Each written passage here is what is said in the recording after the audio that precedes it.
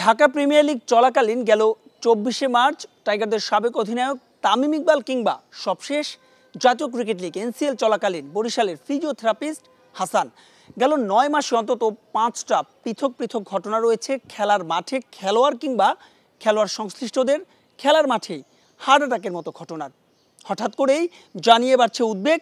কিন্তু প্রশ্ন হলো এমন ঘটনার কেন এত পুনরাবৃত্তি?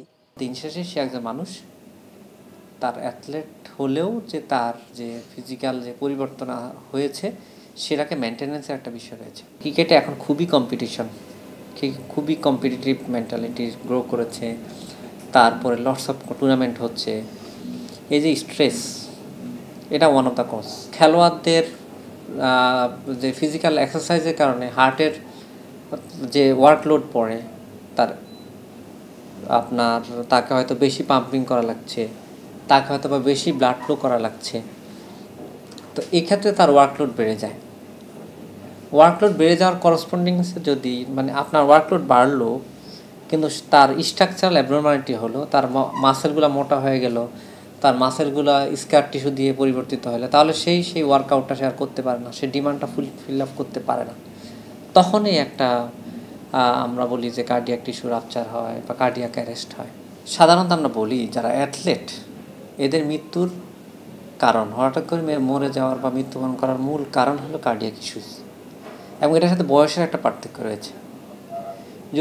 আপনি যদি দেখেন আমাদের তামিম ইকবাল খানের কথা, উনি যখন ওনার কার্ডিয়াক ইনসিডেন্সটা উনি খুব সম্ভবত লেস দেন 35 ছিল বা অ্যারাউন্ড 35। বরিশালের ফিজিও হাসানের মৃত্যুতে নড়েচড়ে বসেছে বাংলাদেশ ক্রিকেট বোর্ড বিসিবি।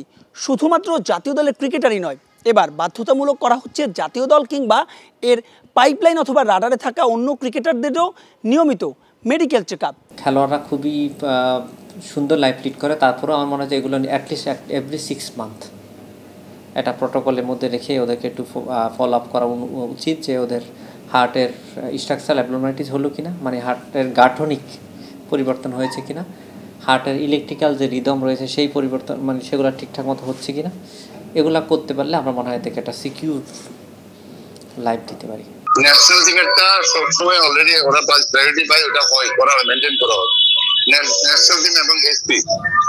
তো আমরা চাচ্ছি আমাদের বিসিবির আন্ডারে যারা খেলে, যেমন লিগ না, লিগের জন্য আমরা লজিস্টিক সাপোর্ট দিব, ডাক্তার, ফিজিও, ট্রেনার, অ্যাম্বুলেন্স যা যা আছে, খেলোয়াড়, কোচিং স্টাফ, আমাদের সাথে রিলেটেড যারা থাকবে মাঠে সবাই কিন্তু ফেসিলিটিসটা পাবে, ইমার্জেন্সি ফেসিলিটি। আর যেটা বলতেছেন আমাদের টোটাল টিমের সবাইকে নিয়ে একটা 6 মাস পর মিনিমাম বছরে 2টা একদম টোটাল মেডিকেল চেকআপের জন্য আমরা দিচ্ছি।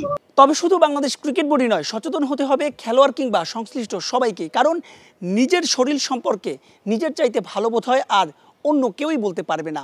আমাদের দেশে অনেক খেলোয়াড়কে দেখবেন যে যারা নিজের প্রতি খুবই যত্নশীল, হয়তো না যত্ন শুধু এক্সারসাইজ না, আমরা হয়তো বুকের ব্যথাটাকে হয়তো অ্যাসিডিটি বলেই বেশিরভাগ সময় উড়িয়ে দিচ্ছি।